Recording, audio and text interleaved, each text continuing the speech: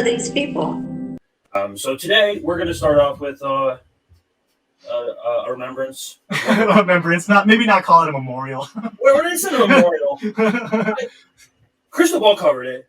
If Breaking Points could do it, by the way, Breaking Points came out today, fresh, new set, new logo, everything. And this is where the money's going, by the way. It looks like a CNN studio. It does. That's what it is. Almost worth pulling up that tweet. Crystal Ball literally released a video today that was Ted Kaczynski, was he a hero or I don't think most people describe him that way. I think I mean it's interesting because I'm 37, so I kind of remember the Unabomber shit going down when I was a little kid. I remember everybody finding out that. So I don't remember. So he was already caught by the time you were born. Yeah. But yeah, I remember him being found out that he was in a cabin and all this stuff. So I was like, all right, well, with the guy being dead now, I guess got the show. I was like, all right, I guess I'll just read his manifesto. It's really not that long. It's less than 50 pages. And so I was like, hell with it. I'm just going to read some of it. So I'm just going to go over, I'm going to start with read the intro, some select passages, and basically my assessment. I kind of went into it knowing he kind of had this primitivist, kind of anarchist kind of ideology, but it's clear that I just want people to know the parallels between what he wrote and what is happening right now, and it's pretty. Right. There's some interesting comparisons. He makes some decent predictions. Yeah, but this dude was definitely MK Ultra. I don't know if you want to get into that, but I was gonna save that for another night, maybe. Or he was also a really smart dude, though. He graduated from Harvard. I mean, MIT. Yeah, no, MIT. MIT. That's the PSYOP industrial complex. So where I mean, he got accepted into MIT when he was 16. PSYOPs. Yeah, but, I mean, he was a genius. Probably got MK Ultra, but it's my understanding that I found some information, but it's kind of spurious sourcing. Me just saying that was his views on industrial society would be any different. For I don't think that occurred after his MK. Well, so what is interesting, and I guess this is a good transition into starting to get into it, is that his critique after you read about half of the manifesto, he starts getting into solutions and where do we go from here sort of thing. And his critique is really what he hates about technology is really what he hates about how capitalists use technology to control us. So if he and then I'm thinking, all right, well, he was in a cabin, maybe he wasn't just surrounded by theory and couldn't just pick up Marx and have a better understanding of what was going on. But I kind of after I criticized the left a lot in there. Excuse me. Yeah, he criticizes full communist. I think he had some anti-capitalist I would say he definitely goes after liberalism. He calls it leftism, but he goes after liberals quite a bit in it. He goes after conservatism a little bit. He is obviously anti-duopoly, and he sees all those things that we see. But his analysis and kind of coming to a conclusion is kind of crazy, not really fleshed out.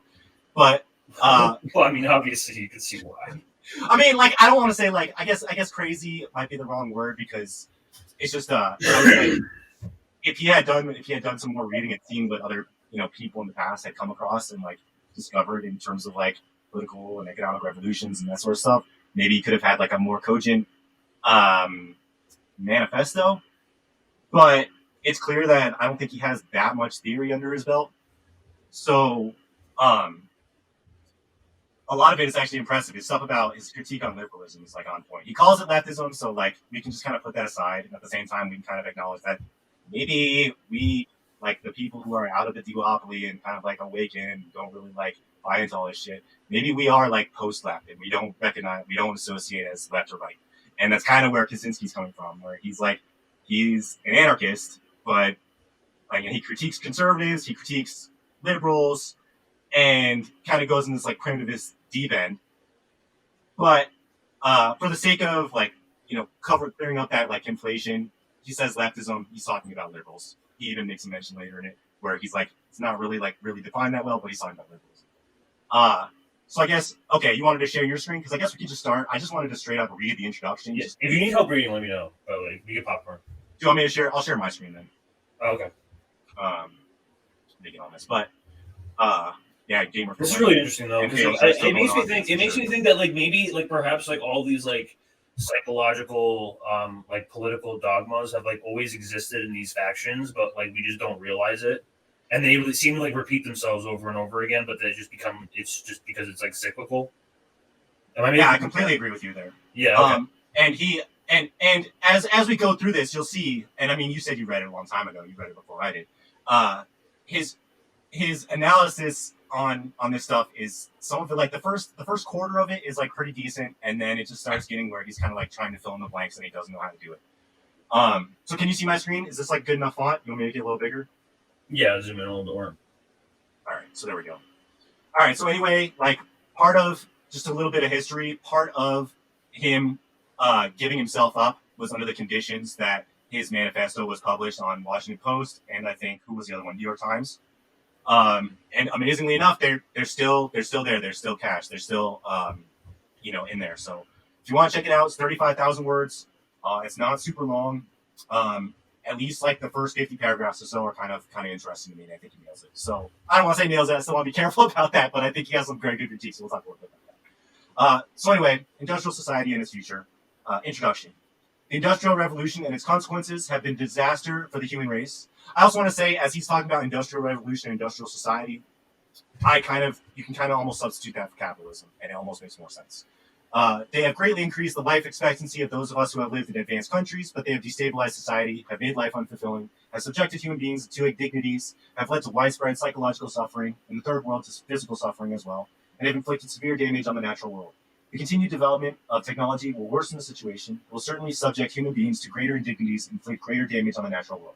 It will probably lead to greater social disruption and psychological suffering, and it may lead to increased physical suffering even in advanced countries. The industrial technological system may survive or may break down. If it survives, it may eventually achieve a low level of physical and psychological suffering, but only after passing through a very long and very painful period of adjustment, and only at the cost of permanently reducing human beings and many other living organisms to engineered products and mere cogs of the social machine. True so far.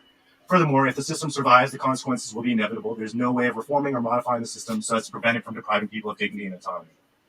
If the system breaks down, the consequences will still be very painful, but the bigger the system grows, the more disastrous the results of the breakdown it will be. So if it's a breakdown, it is best to break down sooner rather than later. We therefore advocate a revolution against the industrial system.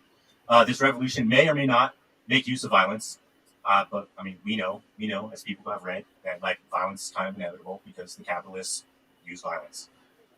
Marx makes it very clear that like we wouldn't be reaching for our guns and we wouldn't be like, headed in that direction if the capitalists put down their arms or if the capitalists didn't have the police. So I'm having a hard time pinning down this guy's like political ideology. It seems like he's almost like libertarianist. I would say also like pure anarchist, maybe anarchist, primitivist, like really, like I thought people were being a little bit hyperbolic when saying like he wanted to get back to nature, but no, like he literally wants to like get rid of like all industry and go back to, and he talks about like small groups and individuals, autonomy, like he definitely uses like anarchist language in the end.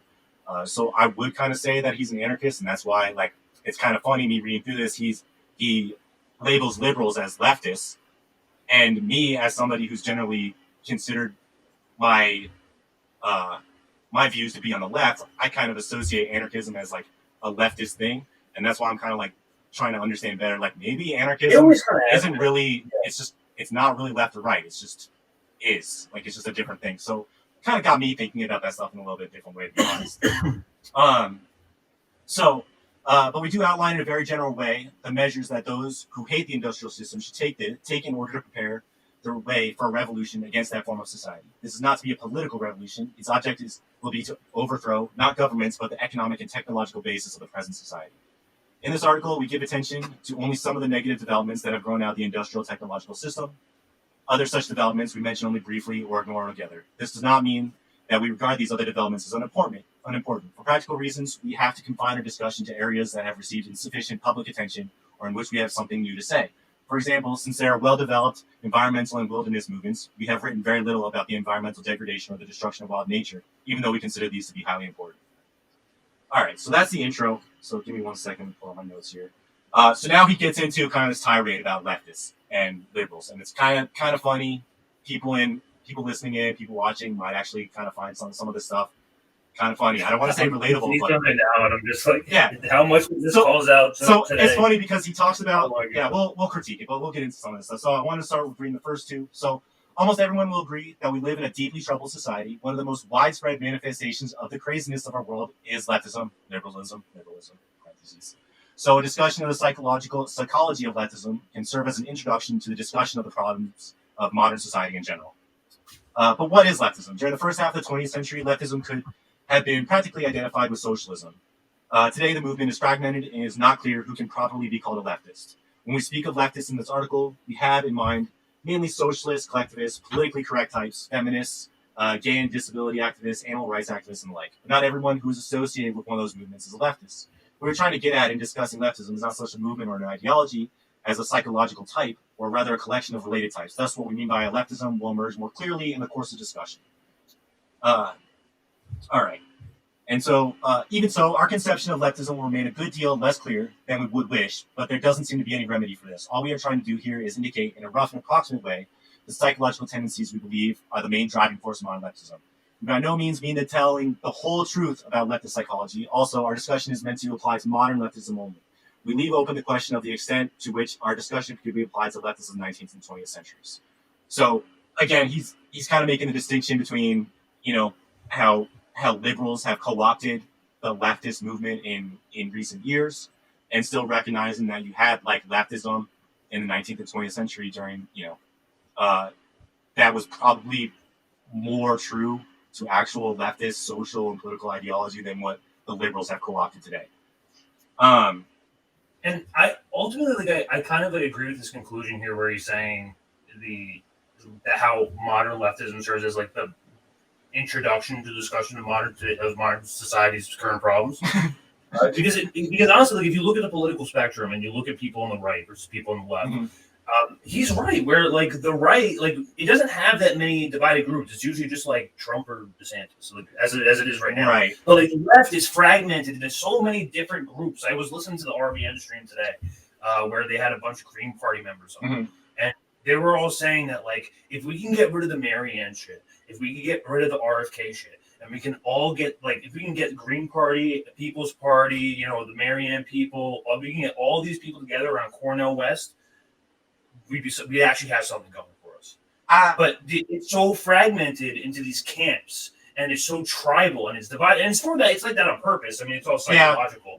But I mean, like, but that sort of like, to me, really brings in the essence of what like modern left, or at least of what modern leftism is, in terms of like the discourse. It's. I mean, people. I mean, me and Joe just made like 3-minute videos on Jordan for like the past 24 hours. So like, it's like it and to a sense, like Jordan, like when he's like talking to Do Dissidents in that interview, he's like, like he has a point like in his article that he wrote, but the problem is that he follows none of it, and he shows no sort of principle whatsoever, and it's like very clearly a partisan hag, and has bias, even though he doesn't want to admit it. Doesn't want to admit it, yeah. Well, and that's. But other than that, I don't. That's what I'm just saying. I just want to illustrate further. And that's part of where. So I know, not to get too deep in the weeds and kind of these polemics that we have, but leftist has kind of like quote unquote leftist infighting that we see, I think is a result of people who would, see themselves as generally on the left, but they got co-opted by liberals, which is like people who are familiar know that liberalism is mostly like right-wing and fascist or centrist, at the very least, like not left in the slightest. We'll start getting into that stuff in here. But I think what we're going through right now is, as you said, like, just the idea of having like multiple parties creates divisions in itself.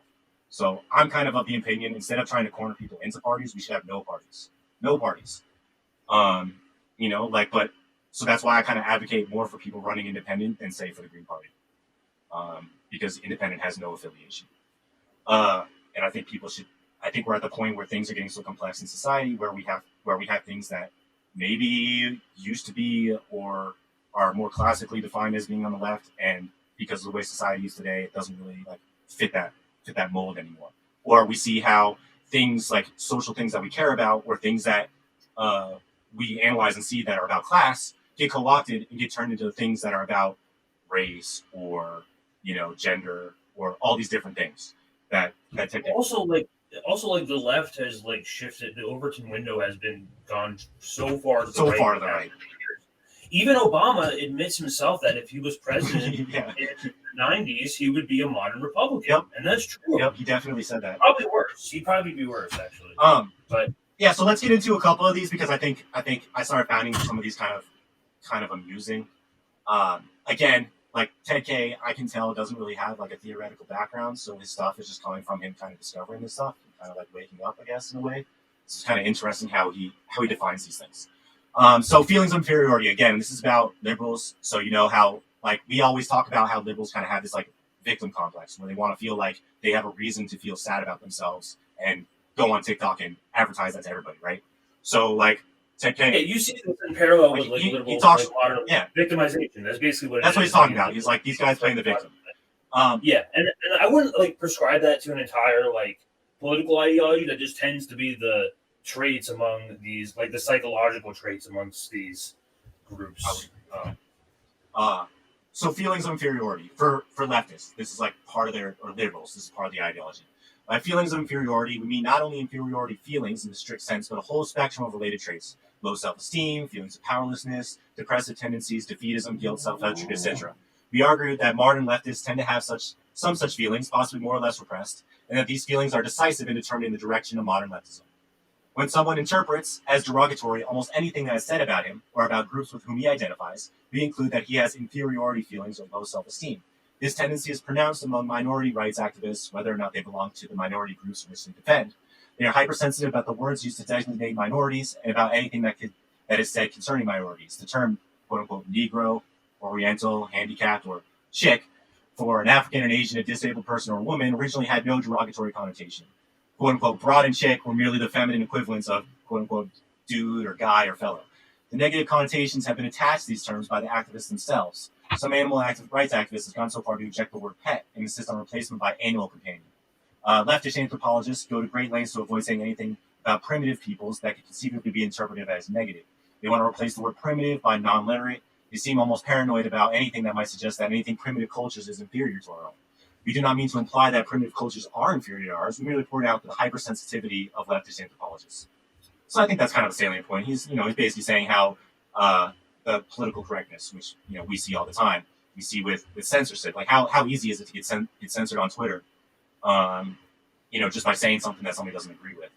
So I think, and criticism too. If you see it, like a lot of these, like liberals are like way more hostile than libertarians are. I say that all the time. Like it's way more easier to organize with libertarians because they're like less, like characteristically more right. open-minded. They're not as like putting themselves into these groups and have these purity tests. So let's see. Those who are most sensitive about politically incorrect terminology are not the average black ghetto dweller, Asian immigrant, abused woman, or disabled person, but a minority of activists, many of whom do not even belong to any quote-unquote oppressed group, but come from privileged strata of society. Political correctness has a stronghold among university professors who have secure employment with comfortable salaries, and the majority of whom are heterosexual white males from middle to upper middle class families. Tell me he didn't just talk about the PMC right there in academia. So he's basically saying that liberalism is academia and PMC. So like he's basically already making, and I agree with this, that like the liberal ideology is more or less the ruling class ideology, and that it's passed down through academia, through universities, and that is mainly reserved for kind of petty bourgeois class people. He says, white males, I think, white, I don't know. I think that's some argument. There's some argument there, but I think making majority of that point is accurate. Well, no, he does make a point. Like historically, like even during Vietnam, the majority of protesters, like you wouldn't have Vietnam protests if it wasn't for liberals. You wouldn't have Iraq protests if it wasn't for liberals. Mm. Like I love the song, the Phil Locke song, "I Love Me, I'm a Liberal." Yeah, that's a good point. So this is kind of funny. Feminists are desperately anxious to prove that women are not as strong as capable. Women are as strong and as capable as men. Clearly, they are nagged by a fear that women may not be as strong and capable as men. So again, he's kind of like mischaracterizing feminism here. I think he's kind of like attaching it to like liberal feminism, because I don't think that's really like a fleshed out understanding of feminism at all. I think he's just So this is clearly just a made up. when was this written? 80s, 90s. So like this is 90s. clearly, clearly it's. Oh yeah, I guess new age. Okay, I get what you're saying. That makes sense now historically. Leftists tend to hate anything that has an image of being strong, good, and successful. They hate America. They hate Western civilization. They hate white males. They hate rationality. The reasons that leftists give for hating the West, etc., clearly do not correspond with their real motives. They say they hate the West because it is warlike, imperialistic, sexist, ethnocentric, and so forth. Where these same faults appear in socialist countries or in primitive cultures, the leftists find excuses for them. At best, he grudgingly admits that they exist, whereas he enthusiastically points out and often exaggerates these faults where they appear in Western civilization. Thus, it's clear that these faults are not the leftist real motive for hating America and the West. He hates America and the West because they are strong and successful. There's some. What's interesting about that passage is that he's kind of like invoking a little bit of Chomsky here, talking about how propaganda kind of influences how people view our society and how people will either admonish or talk shit about other countries that may be doing the same thing. So I think there's some like interesting things there. Like he makes it very clear, like, yes, the West is warlike, imperialist, sexist, etc., etc. And then he says, kind of goes into like the propaganda thing where you have what's the thing from manufacturing consent? You have the like the good guys in the bad guys. Yeah, the victims, the the two different types of victims, the worthy and unworthy victims. Yeah, exactly. Yeah. Which is very accurate. Let's see, then we can skip to here. So modern leftist philosophers tend to dismiss reason, science, objective reality, and to insist that everything is culturally relative. What the fuck does that sound like? That sounds like wokeism to me. It is true that one can ask serious questions about the foundations of scientific knowledge and about how, if at all, the concept of objective reality can be defined. But it's obvious that modern leftist philosophers are not simply cool-headed logicians systematically analyzing the foundations of knowledge. They are deeply involved emotionally in their attack on truth and reality. They attack these concepts because of their own psychological needs. One thing, their attack is an outlet for hostility, and to the extent that it's successful, it satisfies the drive for power. More importantly, the leftists hate science and rationality because they classify certain beliefs as true, successful, superior, etc., and rationality because they classify certain beliefs and other beliefs as false, failed, or inferior. The leftist feelings of inferiority run so deep that he cannot tolerate any classification of some things as successful or superior and other things as failed or inferior. This also underlies the rejection by many leftists of the concept of mental illness and the utility of IQ tests. Leftists are antagonistic to genetic explanations of human abilities or behavior because such explanations tend to make some persons appear superior or inferior to others. Leftists prefer to give society the credit or blame for an individual's ability or lack of it. Thus, if a person is inferior, it is not his fault but society's because he has not been brought up properly. No offense, he literally just brought up like the modern transgender movement. He did, didn't he? I didn't want to say anything, but yeah, like I mean, I think it's like woke culture. The psychology of it, like how, like at least the hostile parts of it, where there's no sort of explanation where you can not like at least the ones that don't tolerate calling yourself a mommy milker or some shit like that. Like, but like it's kind of almost. I mean, it's completely clownish to the point where we're at right now. But yeah, I mean, I pretty much did the nail. I would say that. I mean, you could say the transgender ideology movement, or just woke, and I think kind of like the woke kind of stuff in general. It's kind of where I see this coming from. Yeah, it's more. It's kind of like a wokeness, kind of like cloud. But I mean, you say like you said, it's like a lot of the like woke stuff, and we've talked about it before, where like the trans stuff is like rooted in liberalism is rooted in idealism, relativism. It's not real. It's not rooted in objective reality. So like one of the critiques of like gender ideology is like using dialectical materialism. You know, going back to the objective reality. So I think he kind of has a fair critique there, and I think that's why like you see liberals get so angry when you push back a little bit because they don't have a science to fall back on. They don't have an objective reality to fall back on. It's like believe it because we told you to, sort of thing. And like it's all a dream. Yeah, you're kind of breaking the fourth wall for them. It's not based on anything. If you're not talking in terms of dialectics, you're probably a fan. Or just, I mean, like I'll give people the benefit of the doubt, but the problem is that like we need to have like a proper analysis of this stuff, and he kind of nails it. Like these guys are just like not in objective reality with a lot of their points, and it's just rooted in kind of this like fairy tale stuff about how it should be or how like anyway. How they imagine the world. Yeah. Just like how they think things should be in a vacuum in their head in a perfect society, and that's not really the way the world works. Leftists may claim that their activism is motivated by compassion or by moral principles, and moral principle does play a role for the leftists of the over-socialized type. But compassion and moral principle cannot be the main motives for leftist activism. Hostility is too prominent a component of leftist behavior, so is the drive for power. Moreover, much leftist behavior is not rationally calculated to be of benefit to the people whom the leftists claim to be trying to help. It's kind of funny. For example, if one believes that affirmative action is good for black people, does that make sense to demand affirmative action in hostile or dogmatic terms? Obviously, it would be more productive to take a diplomatic and conciliatory approach that would make at least verbal and symbolic concessions to white people who think that affirmative action discriminates against them. That's still a topic that people fight about today. But leftist activists do not take such an approach because it would not satisfy their emotional needs. Helping black people is not their real goal. Instead, race problems serve as an excuse for them to express their own hostility and frustrated need for power. In doing so, they actually harm black people because the activists' hostile attitude towards the white majority tends to intensify race hatred. That's based. That's actually. I mean, as a cis white male, like, you know, whatever, take whatever you wish with my comments, but yeah, no, you see that a lot, especially in like conversations on like the left today with like reparations, for example. There's a lot of back and forth. And it's crazy what's going on in California with that. What they want to give everybody, like, what every descendant like billions of dollars or something, like $400,000, something like that.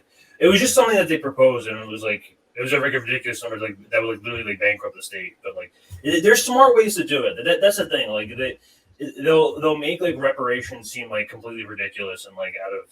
When really, like we literally just sent another $50 billion to Ukraine. We have the ability to print at this point. We have the functionalities of whatever. Well, I don't know whatever falling dollar we have now, but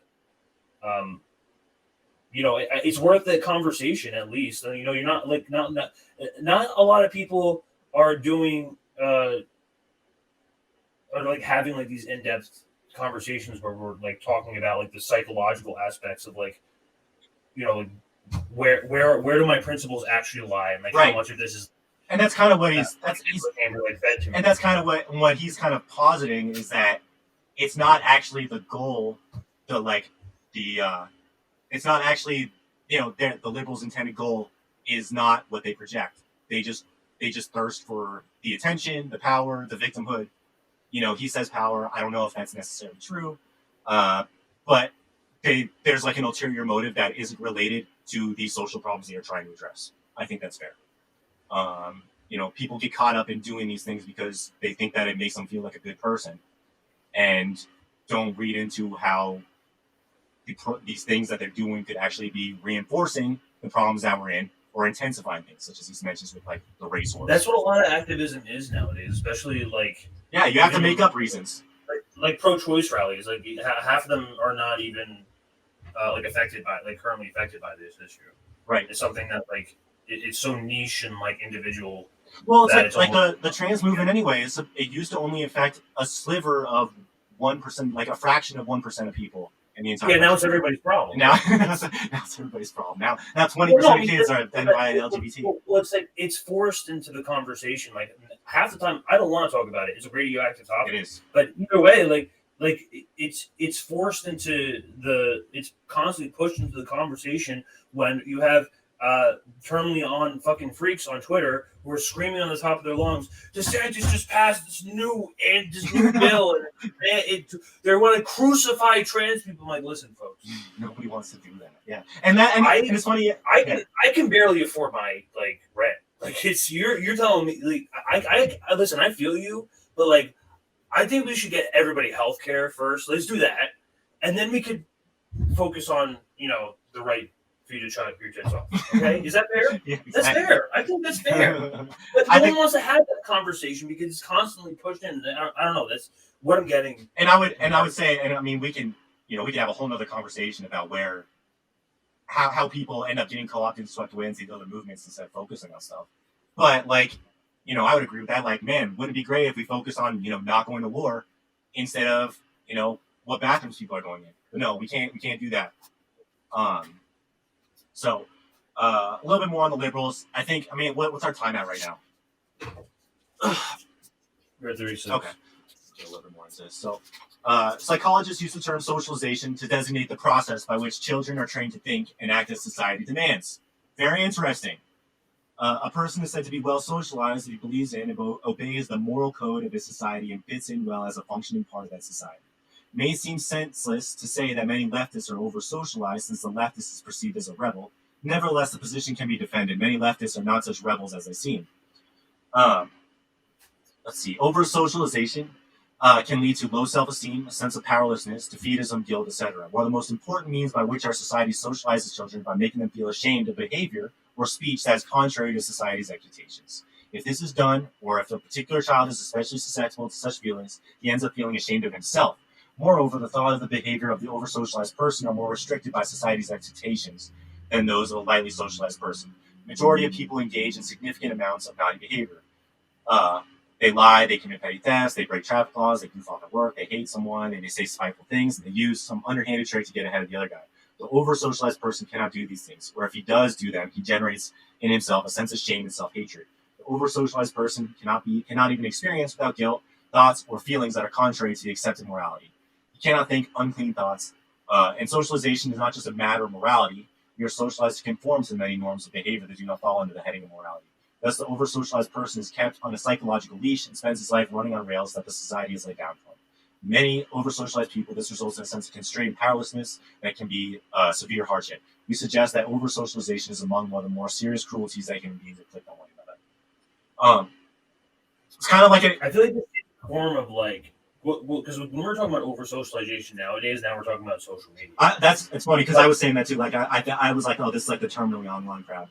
Or like the people who are in front of MSNBC all day. It's like almost the opposite because we're so like severely isolated that like what the internet provides is just like a constant like stimuli within your environment, but it's all fake. But you're obviously like your subconscious isn't processing that in real time. So you think like subconsciously you're thinking like all of these things are real. When you wake up first thing in the morning and you check Twitter, it's like waking up in the morning and like everyone is in your bedroom. Right, exactly. You know what I mean, like psychologically, that's what it's doing, and like I get what you're. That's like the over socialization aspect of it, but like it's really literally just on your phone, physically. Over socialization is like mental, and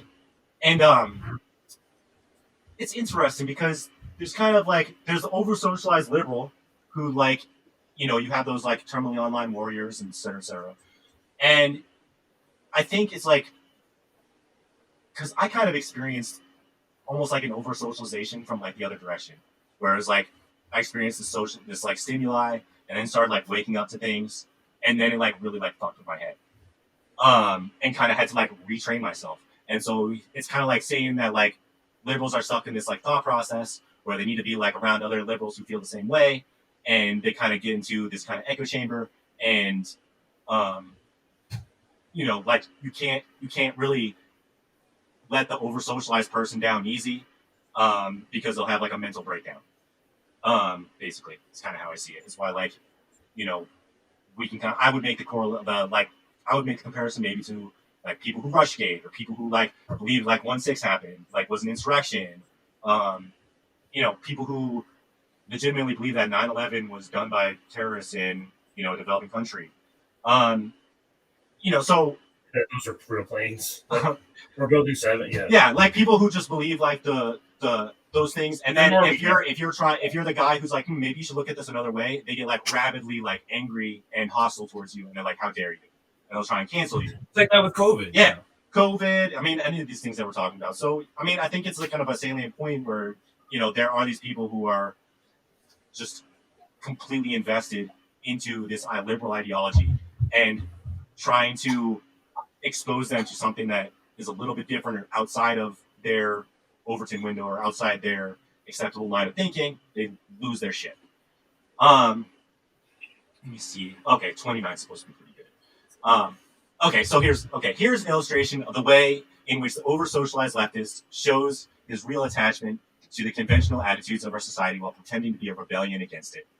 Many leftists push for affirmative action for moving black people into high prestige jobs, for improved education in black schools and more money for such schools. The way of life of the black underclass, quote unquote, they regard as a social disgrace. They want to integrate the black man into the system, make him a business executive, a lawyer, a scientist, just like the middle class white people.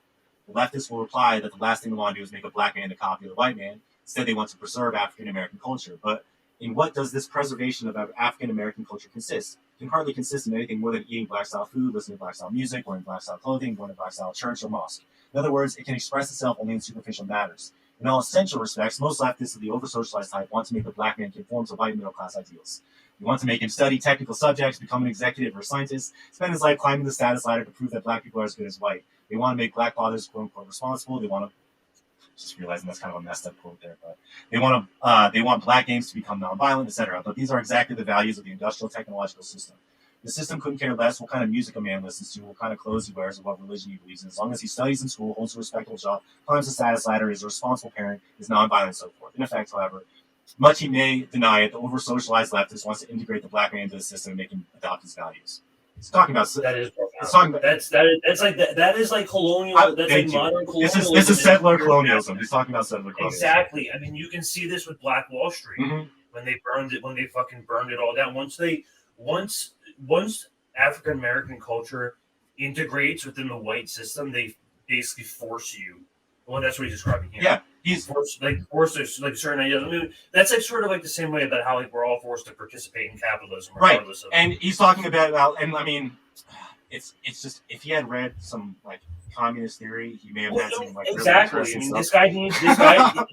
All this guy needed was a communist. Because he's talking about, he would have been overthrowing the country by now. I swear to God. He's talking about cultural hegemony, where it's like, the white man colonized the land, and then, because of capitalism, because of monopoly capitalism, because we have oligarchs, they created the cultural hegemony, they created the ruling ideology, and that ruling ideology is more or less based in the white settler colonist image. So I think he's making a really, really, really good thing there. Like, I think if we can look back and like, he's making an example using black people as an example, but I think we can see how this applies all across culture. Even if you're applying to just like white people, like any people, like the idea is that like we are raised in an environment where we're supposed to conform to the way that our society needs us to perform, not necessarily in what might be the most human way for us to live or the most natural way for us to live. We have to conform into the settler colonial lifestyle.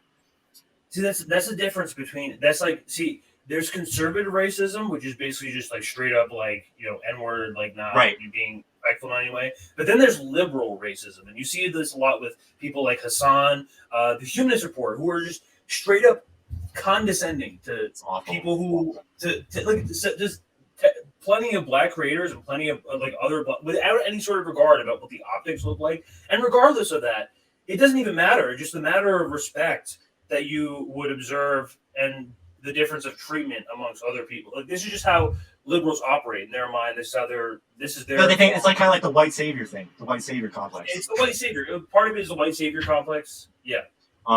So I think that's like that last passage is probably like one of my favorites. So I know we're kind of going a little bit. I'm just gonna do a couple probably more passages here and then kind of just like give you guys a breakdown of the rest of it. So the problems of leftists are indicative of the problems of our society as a whole. Low self-esteem, depressive tendencies, and defeatism are not restricted to the left, though they are especially noticeable in the left. They are widespread in our society. And today's society tries to socialize us to a greater extent than any previous society.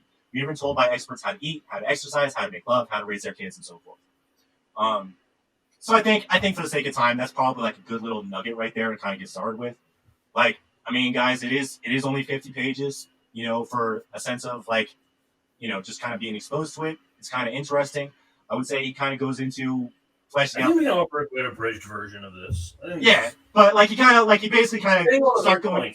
Okay. The main points I like to go on is that he made some really good comparisons to modern liberalism, and kind of talking about saying like the feelings of inferiority. Mm-hmm. We're going over socialization now, and then the next is the power process, which is what you see. Yeah, and I'm like it starts after this. It starts getting into kind of more his ideology. And this is where you start seeing where it's like, I don't necessarily agree with the stuff that he's saying here because it kind of starts getting away from like material reality into how he views the world. And so like I said, for the sake of time, because we got some more stories and my main one's kind of long. I think I'm going to leave it at that. But I will say, like, he kind of basically goes into the power process, kind of talks about how he views. You don't have to rush it. I mean, you got more. What else is there? Anything else? Let me see if I mean, there's. AI. I see some AI ones. What is this one? What you can pull? What paragraph? Oh, you know what? Okay, 153. actually, let's go to control of human behavior. So if we go. Okay, good. Yes. I think this is good because he actually, I'm looking through. I'm like, there actually is some good stuff about how he kind of predicts, stuff like the World Economic Forum, or like the Bilderberg Group, and like kind of like these, ultra elitist freaking conglomerates of super rich people who run everything. So let's see. We'll go to 141. Bear with me for a second. 141 or revolution is 148. Yeah, so 141. Go there. So revolution is easier than reform. People tend to assume that because a revolution involves a much greater change than reform does, is more difficult to bring about than reform is. Actually, under certain circumstances, revolution is much easier than reform. The reason is that a revolutionary movement can inspire an intensity of commitment that a reform movement cannot inspire. A reform movement merely offers to solve a particular social problem. A revolutionary movement offers to solve all problems at one stroke and create a whole new world. It's like quite a hyperbolic statement, but we keep going with it. It provides a kind of ideal for which people will take great risks and make great sacrifices. For these reasons, it would be much easier to overthrow the whole technological system, capitalism, than to put effective permanent restraints on the development or application of any segment of technology, such as genetic engineering, for example. Not many people will devote themselves with single-minded passion to imposing and maintaining restraints on genetic engineering, while under suitable conditions, large number of people may devote themselves passionately to a revolution against the industrial technological system. Reformers seeking to limit certain aspects of technology would be working to avoid a negative outcome. Revolutionaries work to gain a powerful reward, fulfillment of the revolutionary vision, and therefore work harder and more persistently than reformers do. Reform is always restrained by the fear of painful consequences if changes go too far. But once a revolutionary fever has taken hold of society, people are willing to undergo unlimited hardships for the sake of the revolution. This was clearly shown in the French and Russian revolutions. It may be that in such cases only a minority of the population is really committed to the revolution, but this minority is sufficiently large and active so that it becomes the dominant force in society. So I think those are some interesting points there. I think that let's see. And if we get into the more we get into the control of human behavior part, I mean, I was going to mention we got to do Brave New World one day because Aldous Huxley really laid out the plan.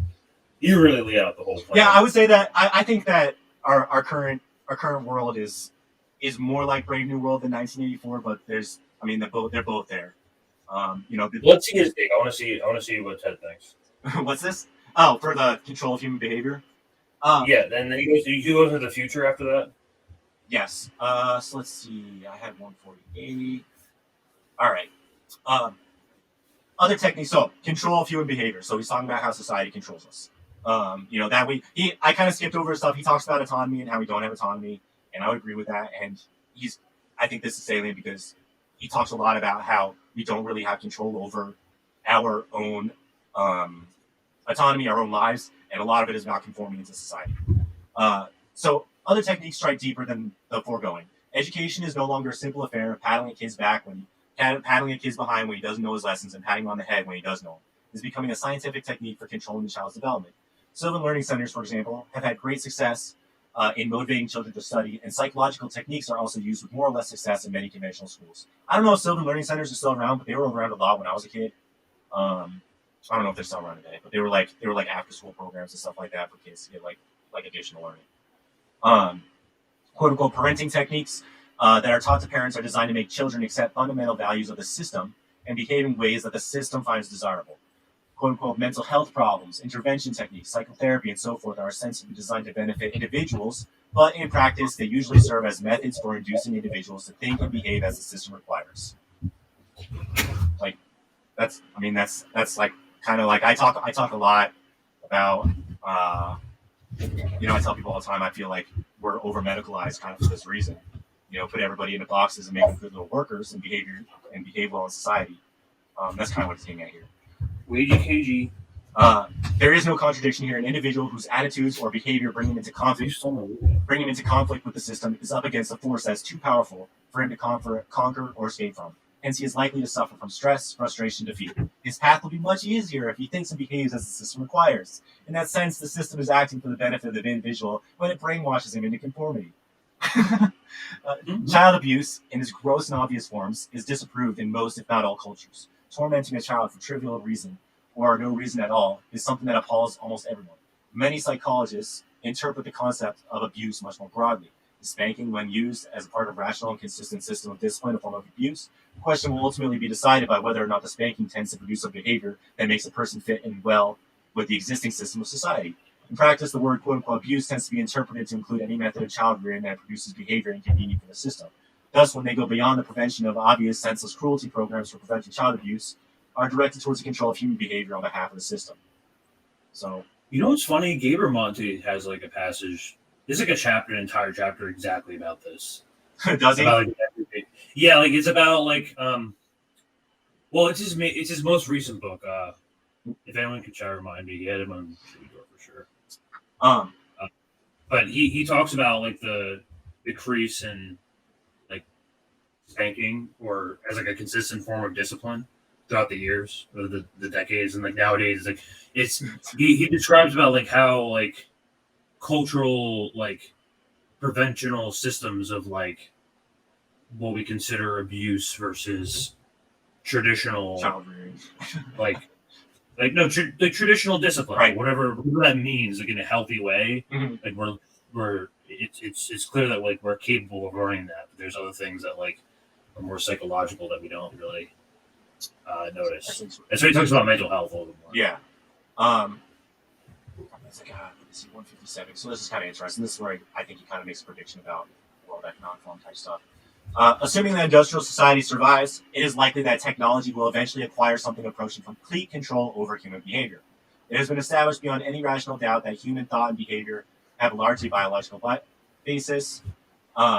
As experimenters have demonstrated, feelings such as hunger, pleasure, anger, and fear can be turned on and off by electrical stimulation of appropriate parts of the brain. Memories can be destroyed by damaging parts of the brain, or they can be brought to the surface by electrical stimulation. Hallucinations can be induced, or moods changed by drugs. There may or may not be an immaterial human soul, but if there is one, is clearly less powerful than the biological mechanisms of human behavior. For if that were not the case, then researchers would not be so easy to manipulate human feelings and behavior with drugs and electrical currents. I'm not sure if that was the one. Okay. Maybe they did like an MK Ultra experiment on him, and they just told him everything. So, I mean, I think we might see that stuff come out in the future now that he's deceased.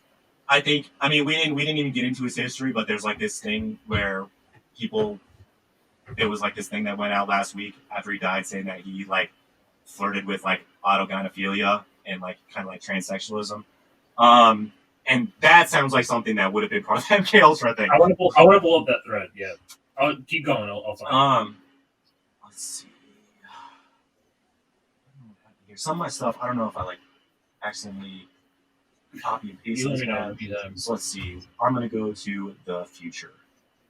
Okay, so we've skipped around a bunch. So this is what he sees in the future. So he wrote this ostensibly before 1995. So it's been about 30 years, 28 years. So let's see what he's discovered, because we obviously have not done anything revolutionary and have kept the course. If the machines are permitted to make all their own decisions, we can't make any conjectures as to the results, because it is impossible to guess how such machines might behave. We only point out the fate of the human race would be at the mercy of the machines. It might be argued that the human race would never be foolish enough to hand over all power to the machines, but we are suggesting neither that the human race would voluntarily turn power over to the machines, nor the machines would willfully seize power. What we do suggest is that the human race might easily permit itself to drift into a position of such dependence on the machines that it would have no practical choice but to accept all the machines' decisions. As society and problems that face it become more and more complex, and as machines become more and more intelligent, people will let machines make more and more of the decisions for them. Simply because machine-made decisions will bring better results than man-made ones. Eventually, a stage may be reached at which the decisions necessary to keep the system running will be so complex that human beings will be incapable of making them intelligently. At that stage, the machines will be effective in ineffective control.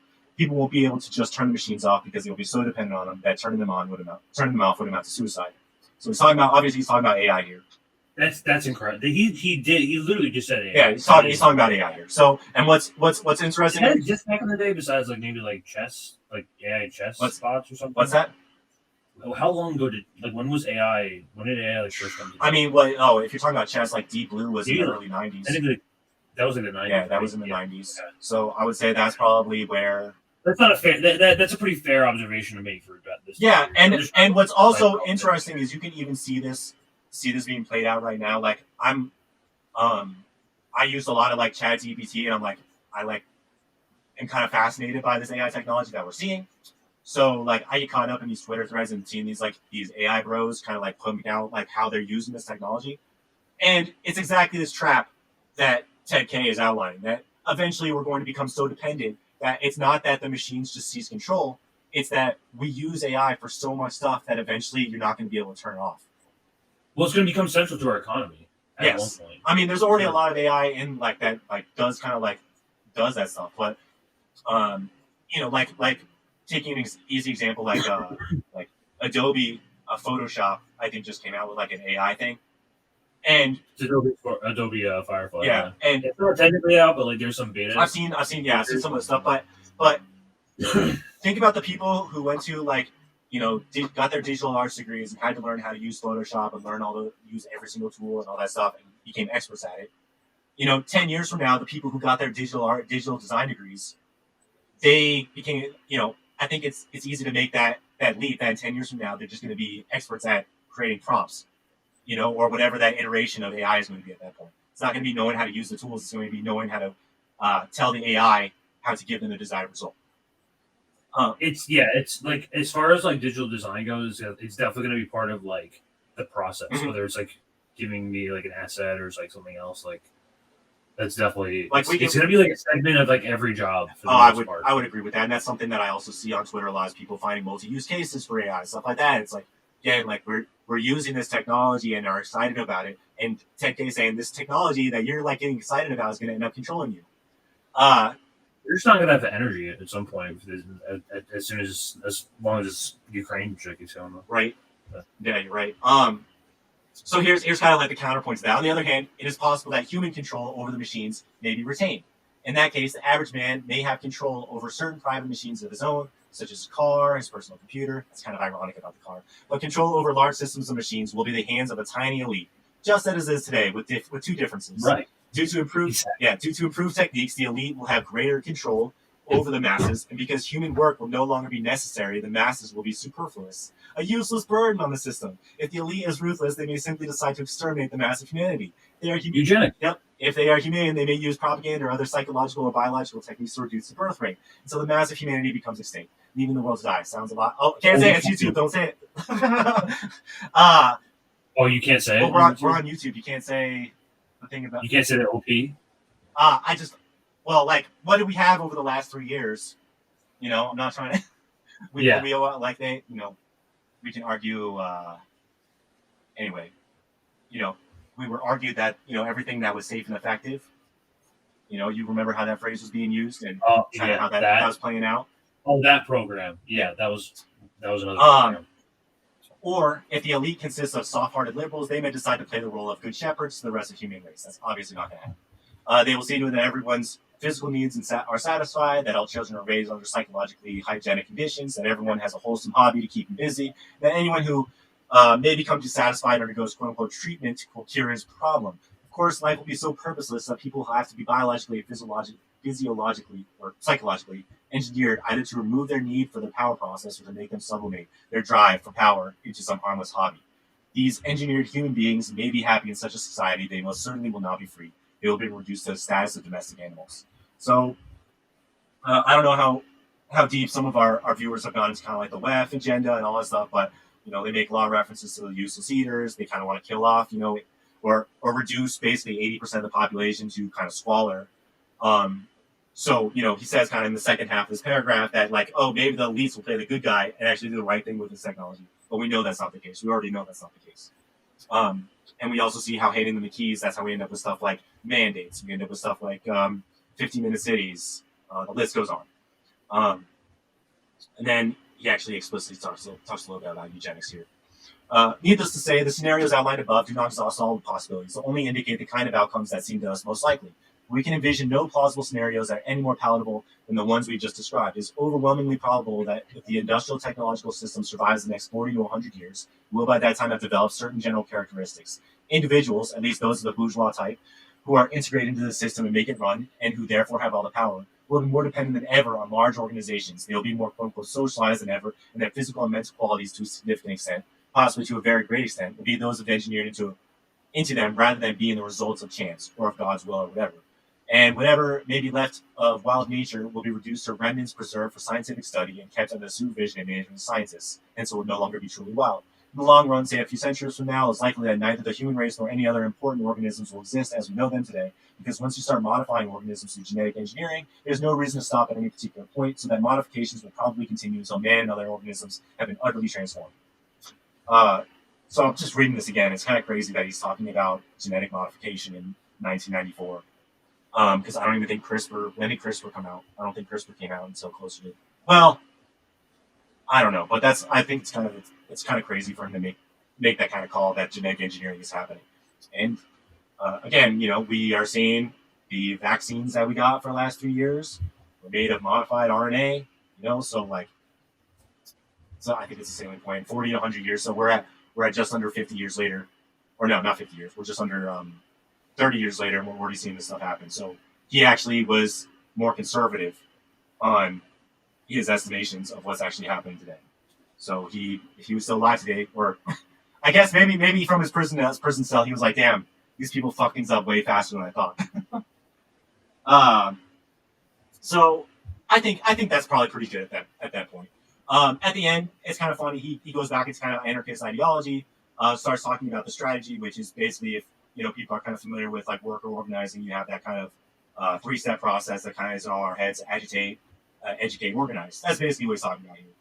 We got to agitate people. We got to get them pissed off. We got to show them that the system is fucked up. We got to keep probably like poking it, and show them what the solution is, and then we got to get notes, or then we got to change the system. So that's what he's talking about. That's fairly straightforward. But that's kind of like the quick and dirty of that. Again, it's only 35,000 words.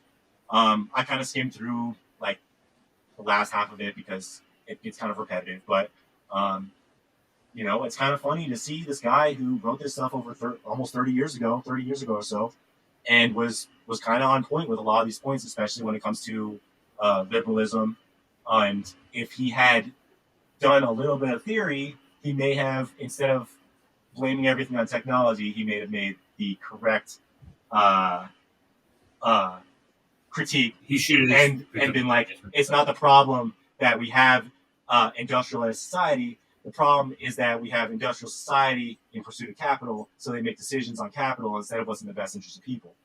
You could have had a completely different viewpoint if you had a little bit more theory behind it. So anyway, I went into this kind of having an open mind. I knew that obviously the guy had like a 167 IQ, was considered a genius. Let's dive into I have the thread pulled up here with the. This one's a little bit of a gag, but we'll close it off with this thread here. You want to pull it up on your screen?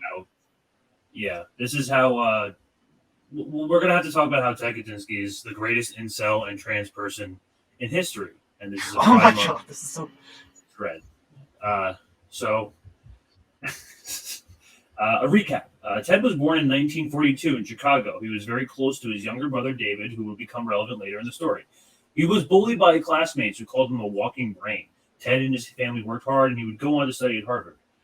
While studying at Harvard, Ted was extremely lonely and could not find a partner. Ted also groomed to look extremely feminine, what we would call a femboy by modern standards. Let's see. What is this? Come on. Well, also, this person who right-wing beliefs and stigma caused him to reconsider. After failing to transition, this is obviously a gag thread. Ted continued to fail to get a girlfriend or have sex and became an incel. He attempted to date women. However, he would always get rejected by the talking face. As furious, Ted started writing insulting poems about women who rejected him. It's like a Chris Chan. It's just after this, Ted would get extremely angry at his brother David for falling in love and getting engaged to a woman named Linda. Both of them were virgins, and Ted got extremely mad that his brother was breaking his virgin bond. What?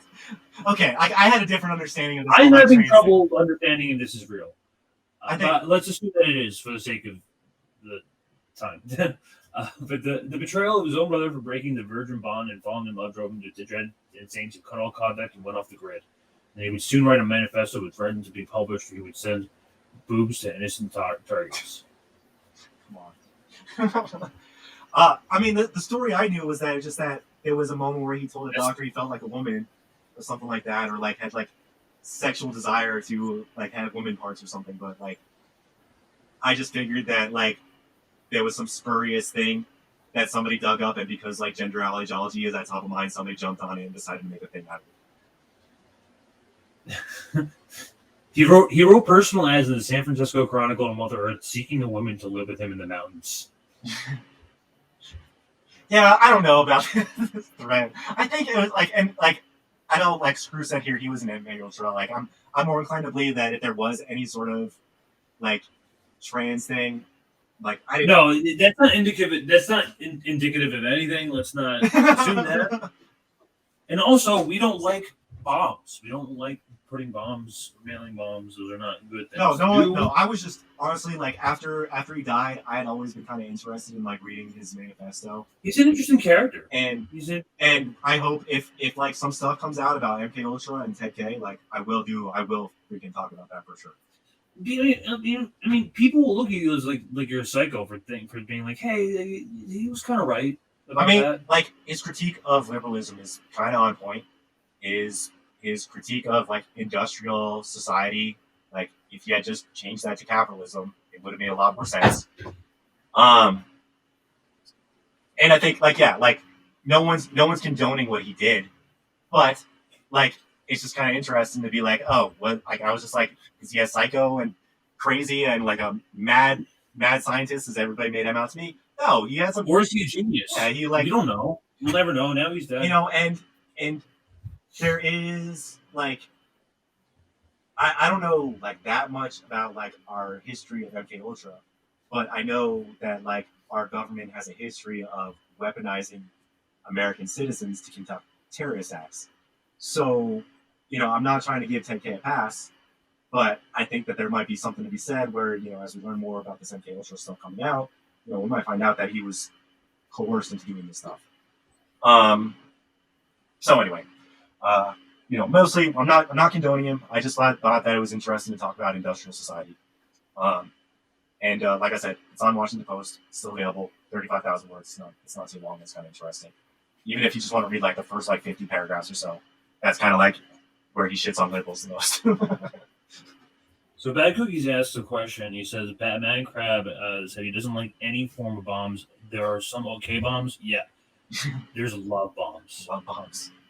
Only love bombs. Bad You know bombs. our military is insane because they actually tried to come up with a gay bomb. Do you know about that? What? It doesn't surprise me. You don't know about the gay bomb? No. Google it. Everyone, I'm not going to go into it, but everyone Googled just the gay bomb. The CIA literally tried to create a bomb that would make everyone gay. It's not, like, that's not a joke. But gay bombs are probably not good either, but I would say love bombs are pretty good. Keep up with the love bombs. Subscriber bombs. Subscriber bombs, that'd be a good one. That's a good bomb. So, you know, whatever you can toss out.